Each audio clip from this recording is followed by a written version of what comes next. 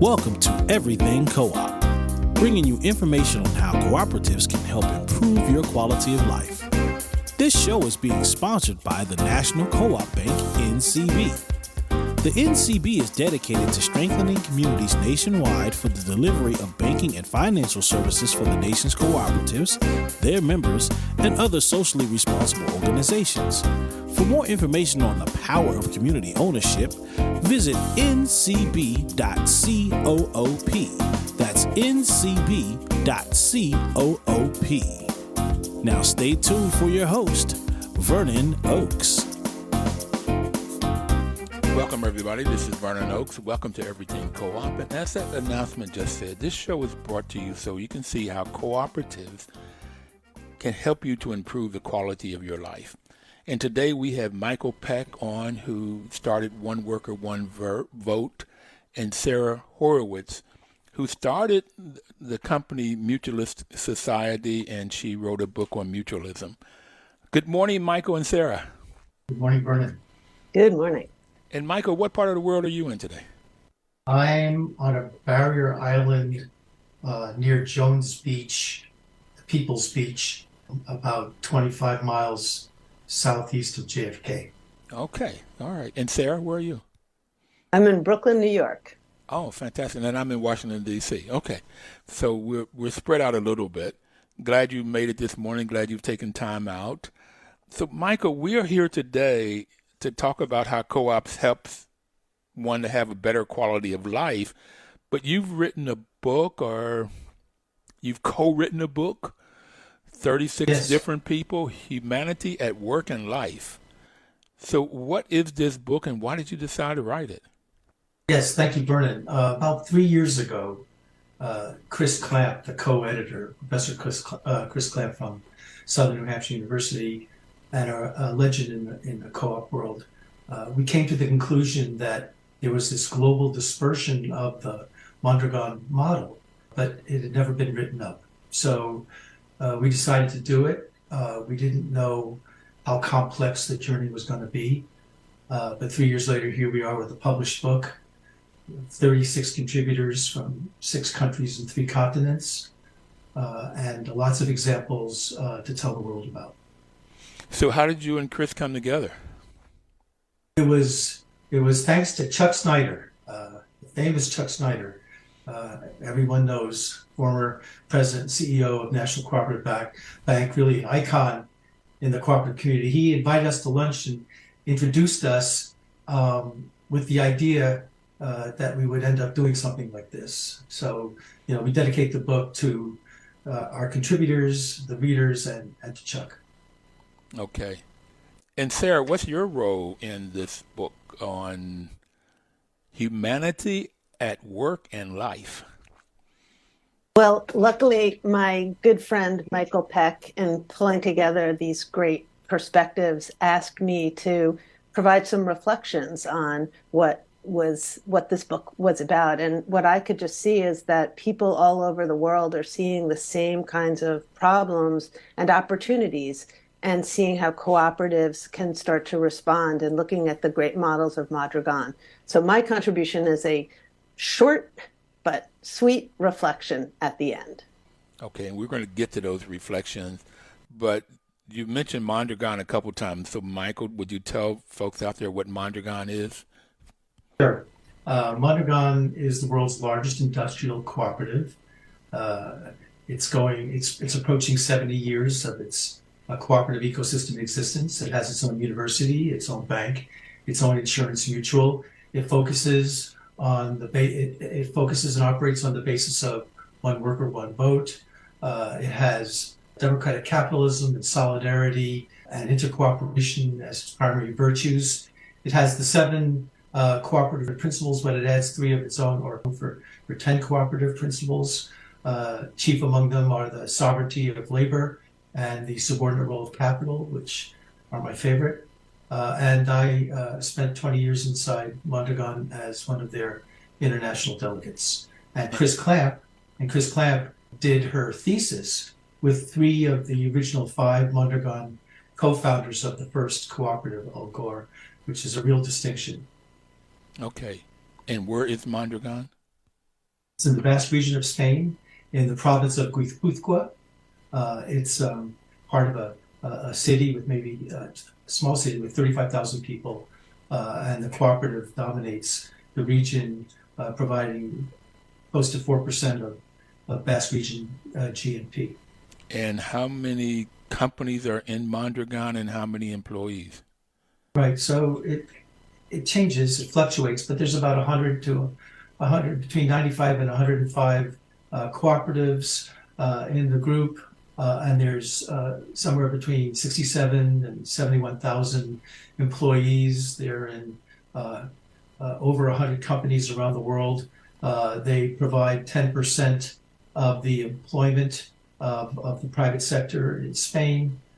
They're the largest multinational in China, and they have a global importance because of the resiliency and innovation associated with their model.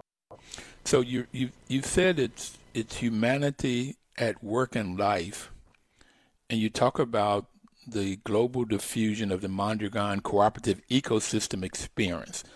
So what's an ecosystem? What do you mean by that? So ecosystem is when you have, instead of a one-off, a single cooperative doing great things, you have a number of cooperatives and supporting institutions that are part of a relationship, a federation that help each other out. In the Mondragon example, it would be cross-training and cross-placing worker owners from one cooperative to another, depending on which business is booming and which isn't. And it's also the ability to move capital around and support those cooperatives that need it, knowing that in turn, they'll support other cooperatives when they're in a position to do so, which is the definition of solidarity. Our book brand, Humanity at Work at Life, it comes from the Mondragon brand, which is Humanity at Work. And we added at life because we're making the point in the book that the balance between work and life is changing dramatically as we speak. It changed dramatically during the pandemic. All these curves were flattened. Working will never be the same. And we believe these principles and values that the Mondragon ecosystem model represents are equally as important to work and life. So we put it together. So Sara, Michael has just talked about Mondragon's ecosystem of all of these companies working together with a bank and with a university. It sounds like the sixth principle of cooperation, which is cooperation among co-ops. Is this what mutualism is when you talk about mutualism? Yeah, that's a really great point. Mutualism is just this idea of looking at cooperatives and the partners and the allies that are unions, faith communities, and mutual aid. And that once we can see that co-ops sit in this context, it amplifies the possibility of cooperation, which is the sixth principle of the cooperative movement. And I think that's really important that at this moment, we can really see how that works in the ecosystem as Michael just defined it. But one thing as Michael was talking that just came to my mind, Michael, I got to go to Mondragon to see it myself, and it's really quite extraordinary. And you see this in the Italians have it in the Emilia-Romagna region and their cooperatives. And when you ever go there, it's work and life, because you see that people lead a life where young and old are out and about. People aren't lonely and anxiety ridden. You can afford your house. You can afford a good meal. It really does transcend just these ideas into how people lead their lives every day. So Michael has been threatening to take me over there with him one day when he goes over. I really want to get there and see this too. You can't get a bad meal in these places. I'm telling you, the food is delicious and affordable. You got to go. Okay. And Vernon, Co-op Cincy is organizing a tour for the week of 23 April. There's already 40 people on it, but if you want to jump on there, I'll be happy to make the connection. I don't know if I can make that one or not. Okay. Michael, I want to go back to you, and you mentioned 6 countries, 3 continents, 37 people. So who are some of the people that worked on this, and do you want to shout out and talk about the people that worked on this with you? Yes, absolutely. So, it's a book. We talk about ordinary people doing extraordinary things, which is a quote from Oscar Goitier, president of Mondragon International, when he was invited by Steve Slay at the DC Labor and Employee Relations Association event a couple of years ago. These 36 contributors have created stories that show across all these geographies and all these cultures and all these different experiences, aligned similarities of values and applying those values to creating a common good that works for all. So the countries represented are from Canada, UK, Germany, South Korea, Spain, and the USA. We have a foreword from Rebecca Henderson, and we have a concluding reflection by Martin Lowry. In the first part, Reimagining Capitalism, we talk about cooperative capitalism at the coalface. We talk about conceptual frameworks for a cooperative world. We talk about undesigning American racism through a cooperative community and workplace democracy in Los Angeles and Trenton and the U.S. Southwest. In part two, we provide examples of the social innovation that's intrinsic to the Mondragon experience. Chris Clamp writes a great chapter on that. Ivan Zagowski of Mondragon LKS frames the beginning of the Own the Metrics campaign we'll talk about later. The former Mondragon International president, Jesus Mirarasti, talks about Catholic underpinnings of the Mondragon experience, why it's so important. We talk about best practices for mentoring, which is so important to Mondragon's Gatson Presa Foundation, and also another experience centered in Bilbao called the Ahal B2 experience. We have Ana Aguirre, who's the president of the global president for the International Cooperative Youth Network. Talks about Mondragon Team Academy, the enterprise she co-founded, TZBZ. We talk about case studies of how a simple technology became something greater, and we talk about Mondragon's global influence in part three. Again, we relate the role of faith in civic action. We talk about the Preston model. We talk about German unions struggling to save jobs, and we talk about Mondragon's influence in Korea. In part four, we go USA, and we talk about how Mondragon is baseline for so many different ecosystems. Dan Swinney from Chicago's Manufacturing Renaissance, Doug O'Brien, President and CEO of NCBA, National Cooperative Business Association, Kristen Barker and Ellen Vera talk about Co-op Cincy, which has been the living lab for the One Worker, One Vote movement since we started. Roger Green and Terry Lewis, two social justice movement icons, will talk about citizenship in Brooklyn, addressing structural racial and economic inequality via economic democracy, and then building Mondragon in Detroit, respectively. Chris Cooper, also a One Worker, One Vote co-founder, asks and then answers the question of what then shall we do to accelerate the practice. In part five, the last part of the book, we talk about resource challenges for new worker development. Esteban Kelly from the Federation of Worker Co-ops talks about gathering the right lessons from Mondragon to build a North American cooperative ecosystem. Mary Hoyer and Rebecca Lurie talk about labor unions and worker co-ops, how to democratize the economy. Kevin O'Brien describes work. Michael Yes. Peck, we got to come back. We're going to take our first break. Okay. We'll be right back.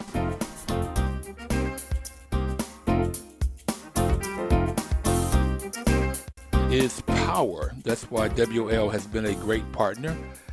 And we're giving you a lot of information today out of the book, Humanity at Work and Life, that Michael Peck and Chris Clamp have been the main two people that have been about bringing this together and coordinating a total of 36 different people from 6 countries and 3 continents to bring the information together. And we wanted to give you, there's a lot of information in this book, and we want to break it down. Michael was talking about the book is broken down into 5 segments, and he was going over he talked about the first 4 and right before the break. So what is the 5th segment? Michael. Sure. Thank you, Vernon. The part 5 and the last part of the book are resource challenges for new worker cooperative development. U.S. Federation of Worker Cooperatives leader Esteban Kelly has a chapter. Mary Hoyer and Rebecca Lurie, 2 leaders in the union co-op movement, talk about labor unions and worker co-ops democratizing the economy. Kevin O'Brien, who is the founder of Works Printing Cooperative, which is a union co-op, showcases this wonderful company as a case example. Caitlin Giannini talks about placing where we place value, cooperatives, cultural norms and challenges that these kinds of organizations face in the U.S. Carmen Huertas Noble, also a One Worker, One Vote co-founder, talks about worker-owned and unionized worker-owned cooperatives as 2 tools to address income inequality. And then our friend John Holtzclaw from NCB and Rochdale Capital frames financing worker cooperatives, tax and capitalization issues. Sara, who's gracing us on the show, completes the photo by her reflection on new mutualism. And then the conclusion of the book, we had a live event last November where the great majority of the 36 contributors participated and each talked about the frame that they brought to the book. When Chris Clamp, the co-editor and my partner and everything on this book, talks about the book for the first time, she always says to people, why don't you start with the conclusion chapter, because then you'll get a frame of the whole book and you can go back to the chapters. Martin Lowry provided a closing reflection. He was NRECA EVP Emeritus and former NCB board chair, and he's currently the U.S. Elected representative to the International Cooperative Alliance. His closing reflection is worth reading as a standalone. So that, Vernon, is a quick summary of the incredible content in the book. Wow, and it's incredible. Sara, can you tell us your view of the book? I know you have to leave in a few minutes, so can you tell us your view of the book and how do you see it? What's the contribution the book makes? I think that what this book does, it sounds like it's this chapter, this chapter, this chapter, but what you see is it gives you a picture of the whole, and the whole tells the story that all over the world, all different types of people are all making a contribution for themselves and for their communities to improve the world and for the things that we need. So, this isn't complicated. It's how do we have homes that we enjoy living? How do we have food that's good for us and is affordable? It's not a luxury. How do we have fun and connection with each other and have time? How do we garden? We talk so much about food insecurity with climate change, and it's as if we just want to talk about big agricultural companies. But actually, gardening we need to come together. That's what this book does. It gives us this whole. Great. I love that. Thank you so much, Sara. Yeah. And in your chapter, what did you talk about in the chapter that you did? Well, when I started the Mutualist Society, it really came out of a lot of work I've done with the Freelancers Union and working with a lot of different organizations. And what it's become clear to me is that this economy and society is a 3-lane highway. There's the for-profit sector, the government, and then the mutualist sector, which are cooperatives, unions, mutual aid, and faith groups. But we've forgotten how important this sector is. We get very confused and we think sometimes government can do it all and the for-profit sector can do it all. And they can do very important things, and they must do important things. But we are the ones that really have to drive this train. And Mondragon has really been our leading light and hope. And I think that's what's so important. So my reflections were really about how we actually have the operating manual, how we already have learned so much about these patterns, but it's about the next generation and how they're going to bring their vision and their ideas. And I think this book is going to be the handbook for people to really get the sense right at this moment, what's out there, what's been done, and what shall be done in the future. Fantastic. And I am really, really interested in getting into it. I think it's going to be on my shelf like Collective Carriage. it's my resource book. I think this is going to be my resource book for what is going on around the world. Do you have any other thoughts, particularly, Sarah, on what this will do for the future? You said for the next generation, but any specifics? Yeah, I think that what the moment that we're in it's a funny moment because I think we intuitively, that means like in our gut, our feeling in our stomach, we know something's kind of wrong, but you don't want to just stay there because you want to know like what's the plan. And we really have a whole legacy of people who have built the plan. Now we have the next generation that are doing all sorts of things using creative technology and organizing in new ways. And I know you're going to be talking about future organizing that's happening right around us. And so what we have to do is bridge between the two. We kind of have to start to have an intergenerational conversation, sort of like baseball trading cards. We've got it here, and we just have to be figuring out who needs what to complete what they're doing. And I think that's really where we're at right now. And do you have any sense of these young people, where they are and what they're doing? The younger folks, the young, I don't even know, Gen X, Gen Z. Yes. I think it's funny because if you look at all these statistics, the rate at which young people are excited about unions and cooperatives, kind of like my grandfather's union was a garment workers union in the 1920s. They were organized by kids, And so that's this generation. They're ready to go. And I would say that there are these opportunities with the distributed ledger and decentralized autonomous organizations, which are called DAOs. There's a lot of stuff happening that we're coming up with new tools to bring people together in ways that we haven't before. And I think the task of the generation that has come before a bit is to be open and supportive and hear and to really praise and to see the contribution that's being made. And that is going to begin a dynamic where once people can see that they're being recognized, they're going to be curious about how the past generations have done it. And I think that moment I haven't seen before, in my lifetime. And I think that's the unique moment we're in. So what is the Mutualist Society and why did you start it? Yeah, so I started to realize that we had to start to come together, not in this formal, bureaucratic, heavy way, but to start bringing people together who are practitioners, who've been doing the work, and the people who are thinking about it, and starting to come together and to start to share that knowledge and to recognize, just as Michael has done so well and all the co-authors, the different layers of those contributions. So the Mutualist Society is an organization that people can start to be a part of. And it's a work in progress and something that we're building. People can go look at the website, mutualistsociety.org, and subscribe and sign up if they're interested. And if I wanted to do that and I sign up, what do I sign up for?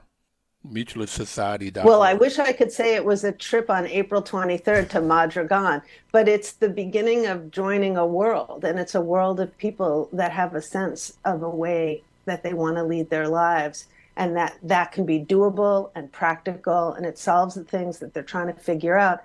But aside from being doable and practical, it's about love and connection. And so in the beginning, we start with ideas, and then we start with practice, and then we build institutions, and then we start to change the world. Okay, so I'm going to go to mutualistsociety.org and take a look at that to see about joining. I like what you're talking about. Have you joined, Michael? Not only have I joined, but One Worker, One Vote is the fiscal sponsor, and Sarah's my boss. Okay. Right. Okay. Sarah, I'm not going to ask you how you boss him around. Okay. Lovingly with great direction. and quite a back and forth, for sure. And of course, the boss thing is just Michael being funny. If only. Sarah, I want to thank you for being on. I know you have to leave. We're going to get ready to take our second break here. And we've talked about the 36 contributors over 6 countries, 3 continents. The first segment is about reimagining capitalism. The second one is on social innovation. The third one is in Mondragon's global influence. The fourth one is worker ownership in America. And the fifth one is on resource challenges. I'm really looking forward to really getting into this book. We're going to take our next break, and then we're going to come back and talk more about this book and where people can find it. Where can they find it, Michael? You can find it at successdoor.com, and I'll repeat that a few times more going to the next session. We'll be right back. Please don't touch that dial.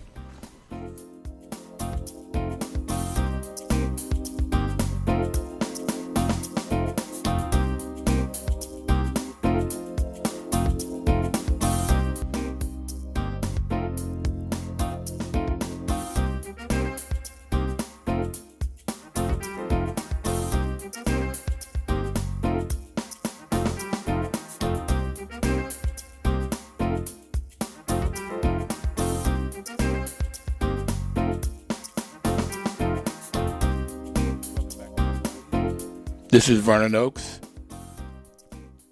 We've been on the air now almost 10 years. We're in our 10th year. The program is brought to you by the National Cooperative Bank. NCB's mission is to support and be an advocate for America's cooperatives and their members, especially in low-income communities, by providing innovative financial and related services. And Michael has already said that Chuck Snyder brought him and Chris together so they could do something like this book. And it's unfortunate, but we lost him November, a year, 4 or 5 months ago. And he's been a big missing in this co-op space and a big missing to me. Michael, you had mentioned right before the break where people can find this book. Can you say that again, where they can get the book? Yes, I sure can. And also just want to thank Sara Horowitz for her incredible contribution to the show when she had to leave. So the book is available on successdoor.com. Our publisher is Oak Tree Press in Cork, Ireland. Cork is the city of rebels, so we thought that was a perfect place for our book. And we have, sorry, go ahead. So you said Success Store. Successdoor.com. So successdoor.com. SUCCESS, then STORE.com. Yes. Because I was putting an S on their stores. But it's store. Successstore.com. Yes. And there they can get the PDF. They can't get the book in paper yet. They can get three formats. Right now you can get the PDF in the EPUB format, which the EPUB is it helps you read books that are ebooks online on anything but a Kindle, but every other platform. And the printed paperback edition will be available towards the end of this month. And we're doing this in collaboration with the Preston UK Cooperative Education Centre, the PCEC, which is also a union co-op, and part of the Preston UK Cooperative Development Network, which is a big ally of One Worker, One Vote. So do you have a sense of how much this book will cost when you can get it in hard copy? Well, the EPUB and PDF version is under $20. The printed version, it's 402 pages without an index or an annex, just content chapters, is about $50. Okay. All the I do want to say that all the book proceeds, minus its costs, are going to go to aligned social economy missions chosen by the contributors on a one contributor, one vote basis as the proceeds emit. Both Chris and I, as the two co-editors, are donating all of those proceeds to that. We have a hope for the PDF and the EPUB format versions that the book inspires unlimited incoming ecosystem chapters in the future that will be written and included in ongoing renditions of the book, so that the book will become an infinite book, like a wiki book, infinite chapters, storytelling more and more rising ecosystems across the planet. We are also wait thinking, before you move on. Sure. The proceeds minus the cost will. So it sounds like you all, this 36 contributors, have formed a co-op, a one-member, one-vote co-op, where the money that comes in, Yes. you all will decide which organizations will get that money. Those organizations that are providing this mutualistic kinds of things that Sara was talking about. That's exactly right, Vernon. We haven't voted on it or structured it, but we've all agreed that this is going to happen. And so we're thinking about something like a shared services co-op going forward, which will include not only the current 36 contributors, but all the new contributors that occur over time. Okay. So if I were a contributor, I may say I want CDF, Cooperative Development Fund, to get some of these monies because of the great work that they're doing around. And that you could then put some money if everybody agreed to it. Exactly. Every contributor on a one contributor, one mission basis has the right to designate a source for these funds. And as the profits come in on a rolling basis, we will periodically dedicate the same amount of profit to every single mission choice of every one of our 36 contributors. And for new contributors, for the new editions of the book going forward, they will be placed on the same basis, just like a Mondragon co-op, one worker, one vote, and experience the same benefit. All right. So I want to write a portion of this book. I want to write a chapter to this book. I want to add something to it. How do I go about doing that? I want to write it on promotions, too. I want to write it on how we promote this cooperative, this mutualistic society. How do I write that? Well, sure. So first of all, thank you for being inspired by the book to do that work. Second, we have an academic framework for each of the chapters that the two editors will, me being one of them, but Chris being the academic, so her word counts more than mine in this area. We'll go through the exact format, the APA format that we used for all the other chapters, so that we have a similar look to each of the new chapters that happens. We will work with you as you develop your chapter. We've had some very gifted copy editors, Megan Giannini, one of Chris's daughters, and Josh Wilson, helping us to make sure that the book has a common look and feel given the diversity of the voices. So you would be part of that process, and we would wait for the next rendition of the book. We just got published on March 27th. So we're going to wait a while to see get everything in place and get the paperback version out. But at some point in time, when we have enough accumulation of new chapters, we will then put out a new edition, a new e-edition, and then you would be part of the shared services co-op, and you would get to designate the charity or the mission of your choice when the proceeds become available periodically. Okay. If somebody else out there, now you said you want to look at these ecosystems. So Dr. Stacy Sutton is looking at what she calls Black utopia cities.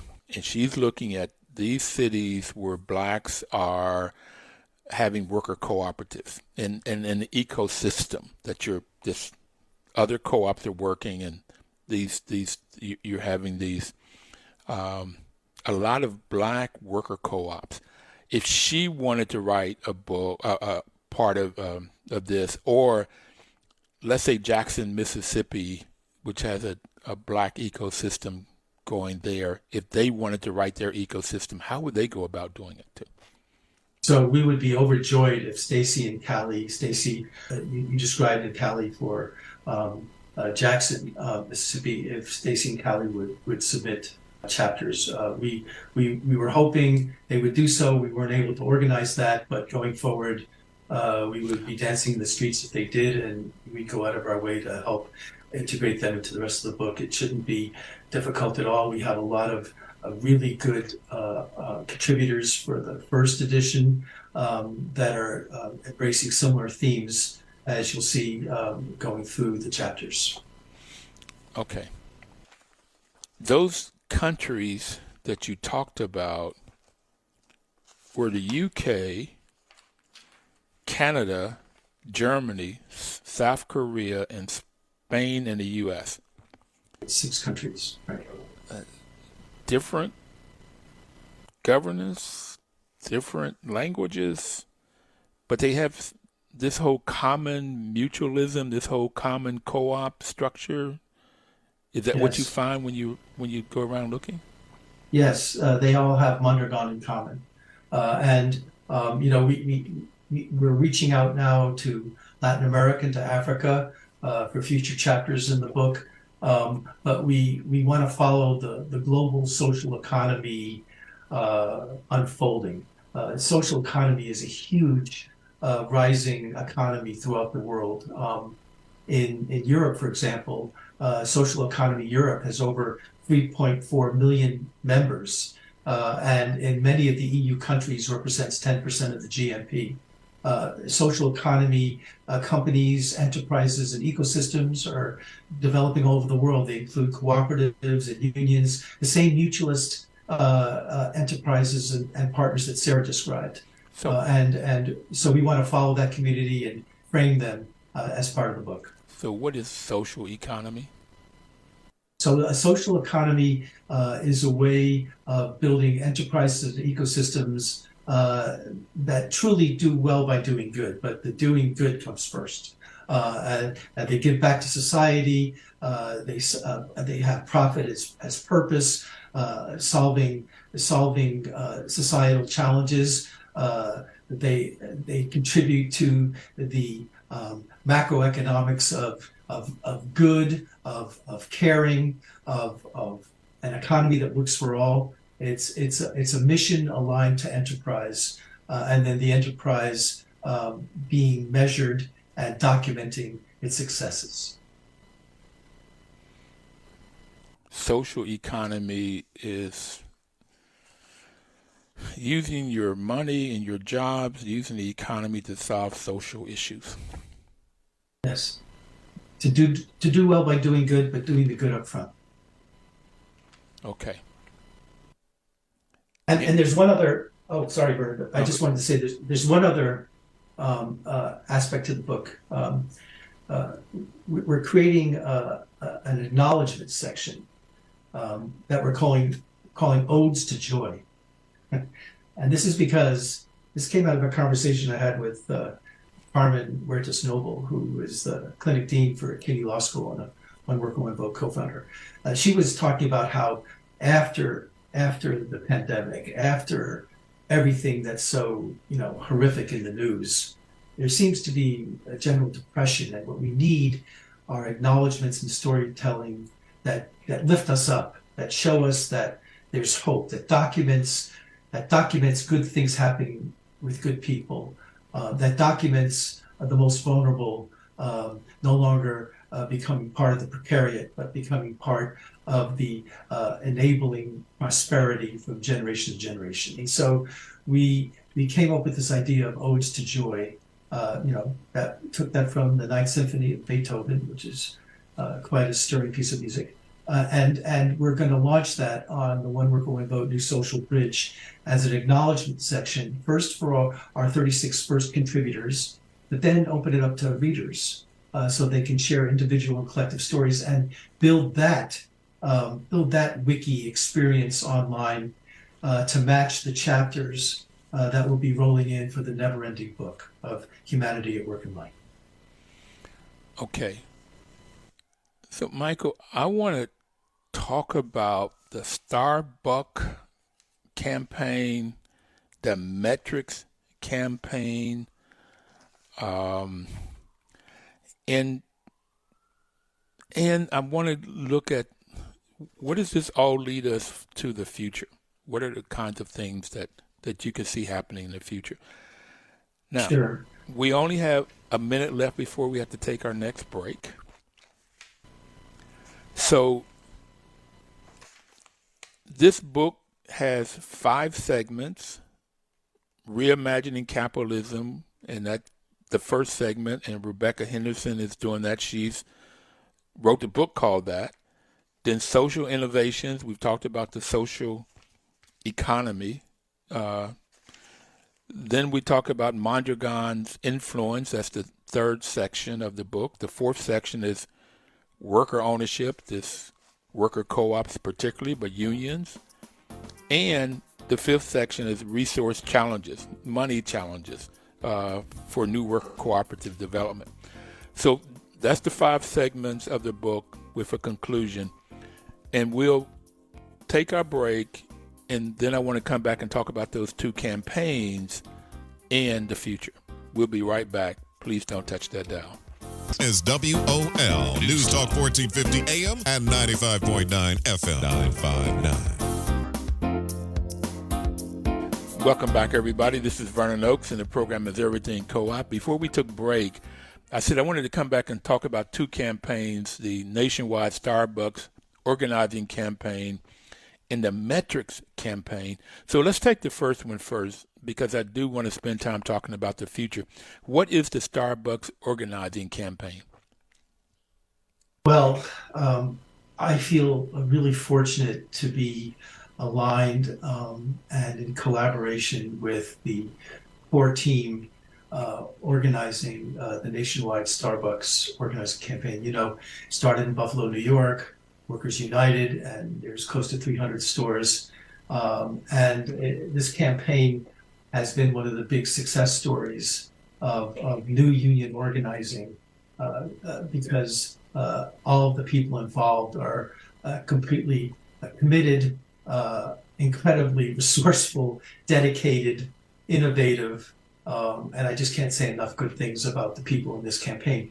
But it's also pulled the curtain back on the hypocrisy and virtue signaling, purpose washing of what corporations are getting away with these days, because corporate personhood is now more powerful, more far-reaching, better resource than personhood or human personhood.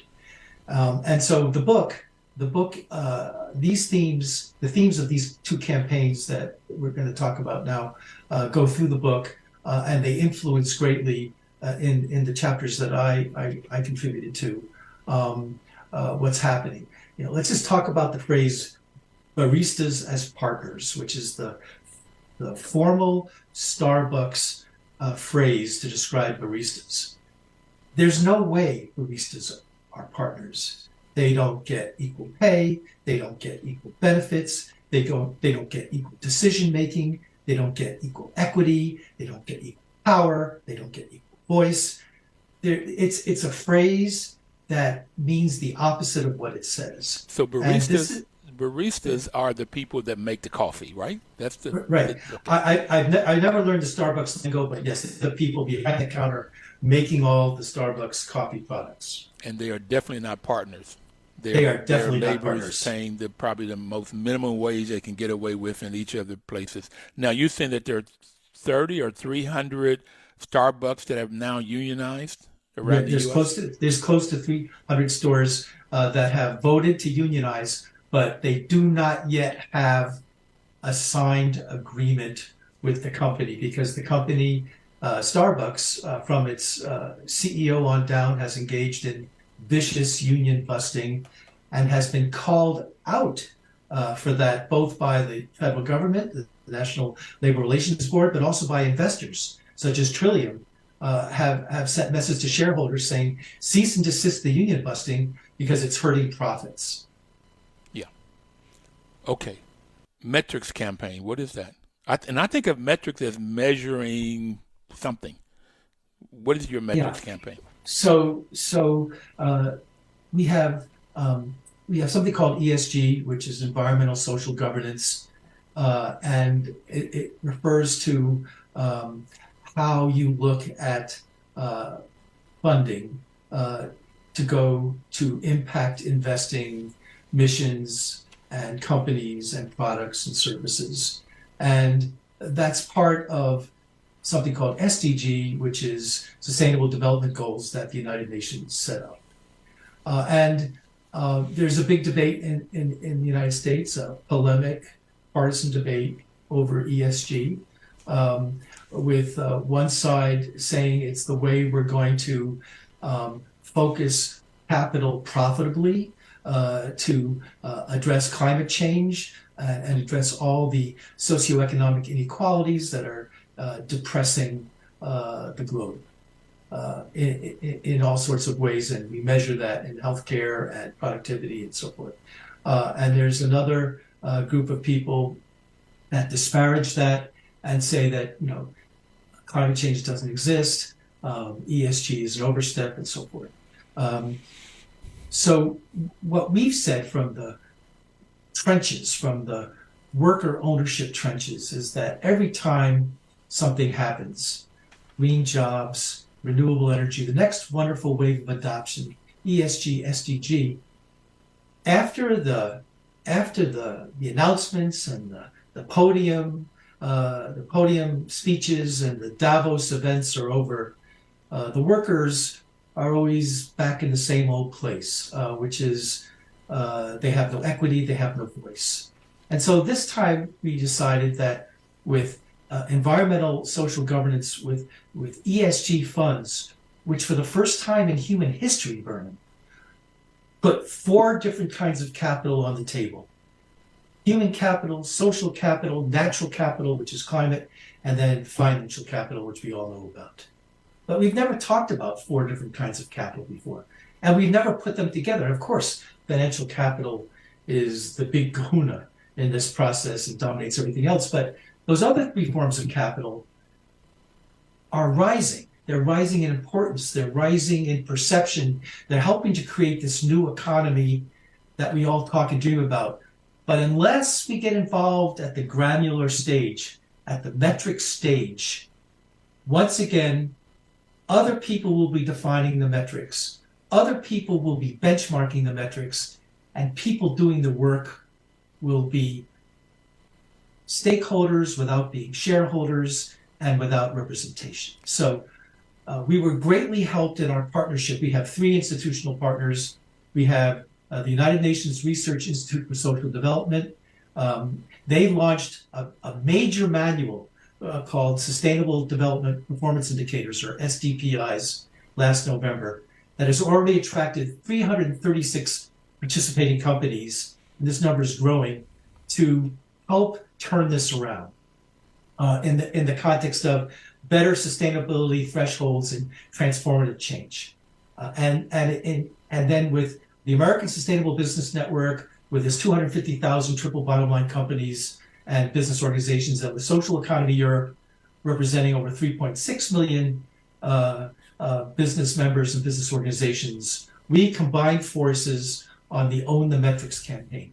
And the Own the Metrics campaign is to make sure that the people that do the work for once get to sit at the standard setting forums and decision-making tables and identify the metrics, define the metrics, and then benchmark the metrics, so that those doing the work are also those living and participating in the standard setting. This has never happened before, but we believe that if we're successful in doing this, and we have a whole series of events this year, and this campaign is really gathering force, we will then be able to structure and channel ESG finance, which is, billions and billions and billions of dollars, towards a stakeholder economy rather than a shareholder primacy economy. So let me just stop there and see if I made sense. You made sense, but what do you think this Silicon Valley Bank blow up? How do you think that's going to affect? Because that's looking at this whole financial economy and capitalism. How do you think that's going to affect who gets a seat at the table for setting these matrices? Right. Well, Silicon Valley Bank is just the latest of a long series of financial sector explosions, showing that we have 2 sets of rules, at least in the United States. One rule is for bankers and another rule is for everybody else. Don't take me back to 2008 when we bailed out the bankers, when the public treasury bailed out the bankers and then stiffed the homeowners, sending over 1 million families into underwater mortgages or rental conditions, or even, homeless situations, because we had this double hypocritical standard.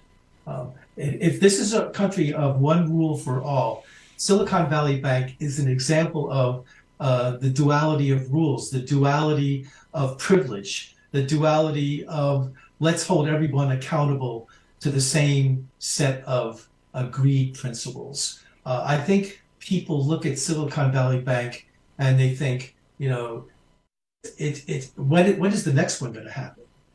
You know, how come a banker never goes to jail? How come there's never anybody held responsible? How come the rules never change, but the event keeps on happening? So I think it's an indication of what's wrong. This is an incredibly hard problem. You know, Martin Luther King talked about how power and privilege, you know, has to be, you know, confronted. It's not going to volunteer to surrender. So we have to start somewhere.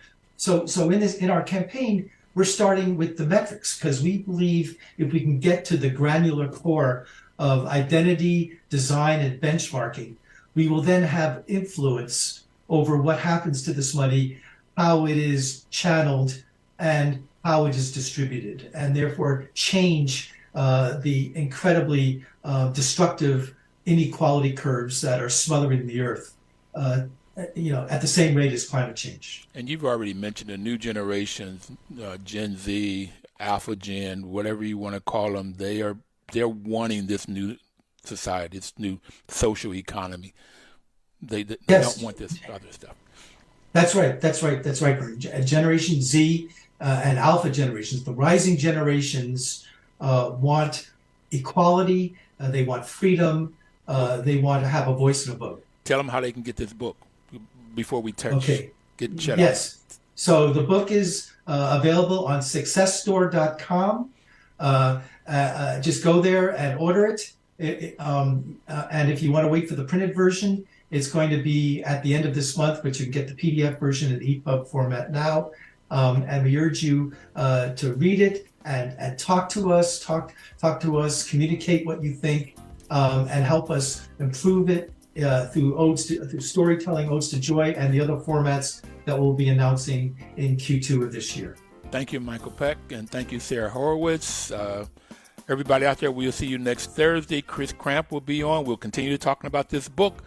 Please live cooperatively. This Sunday on TV One, Unsung presents Best in Black, the top 10 trailblazers who flipped the script. When I think of Chadwick Boseman, I think of a generational talent. Followed by an all-new Uncensored, Cheryl Lee Ralph. People always in your ear telling you should do this, you should do that. It seemed like everybody else had control except me. So I stopped eating. Unsung presents Best in Black, film trailblazers. Followed by an all-new Uncensored, Cheryl Lee Ralph. Sunday night starting at 9 on TV One. My milkshake brings all the boys to the yard, and they're like, it's better than yours. Spilled your milkshake? Quick, the quicker picker-upper. Bounty picks up spills quicker. And each sheet is 2 times more absorbent, so you can use less than the leading Ordinary brand. So you can get back to your milkshake. My milkshake brings all the boys to the yard, and they're like, it's better than yours. Bounty, the quicker picker-upper.